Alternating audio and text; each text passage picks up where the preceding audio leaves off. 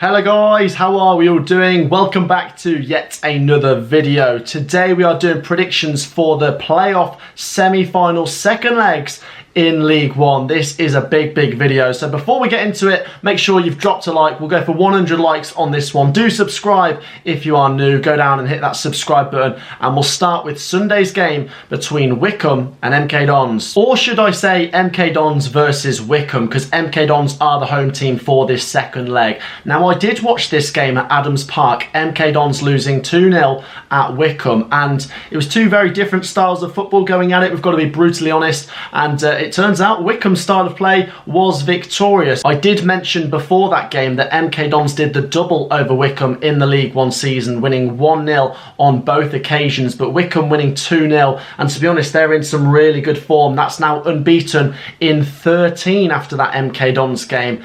And do I see them losing here at MK Dons? Well, let's have a look at some things. Obviously, MK Dons, we know, finished higher in the actual table, but it's worth pointing out at home, MK Dons are 9th in the home table, so playing at home is not their strongest suit. They are obviously a strong team, there'll be a decent crowd at Stadium MK, but they're 9th in the home team. Meanwhile, Wycombe Wanderers on the road are the 4th best away team, which is quite interesting. Wycombe are better away than MK Dons are at home.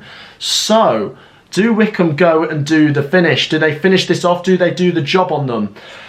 It's a tricky one. I think MK Dons do score on this occasion, I've got to be honest. I think MK Dons, with that crowd behind them, I'm sure there'll be a massive away following from Wycombe as well. It's not exactly the biggest journey, and it is a big game. The winner obviously goes to Wembley over the, two results. And I've mentioned, I think, MK Dons score.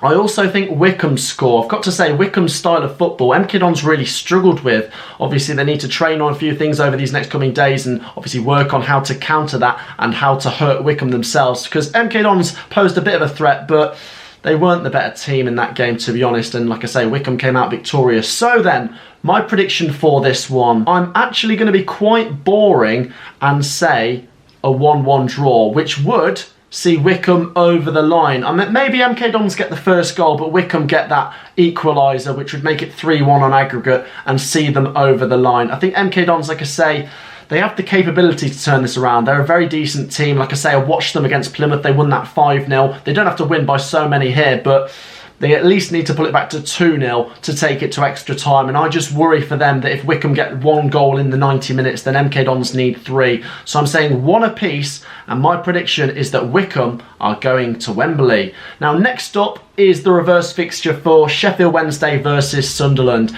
Now, I did just watch this one tonight at the time of recording this. Sunderland victorious 1-0, and I really don't know how to feel about that. Talking about it, the game itself, Sunderland were the better team. I think Sheffield Wednesday fans will agree with that. Sunderland were pretty good in the first half. They got the goal which rewarded them on 45+1 minutes, and that came through Ross Stewart. I mentioned him, the danger man. That's obviously 23 goals for the season. That guy is an absolute monster. It was a Sheffield Wednesday mistake that led to that goal. The second half was quite interesting. Sunderland had some big moments. They hit the bar through Pritchard and they pushed for a second, and then in the final 10 minutes Sheffield Wednesday came on a bit stronger, but I don't think Sheffield Wednesday can be too pleased with that performance. But one thing they can be fairly pleased with is the result based on the performance, because they're very much still in this. And let's look at the homes and aways. Obviously in the table it's 4th versus 5th, but this is interesting. We said this in the reverse fixture. Sunderland are the 6th best away team.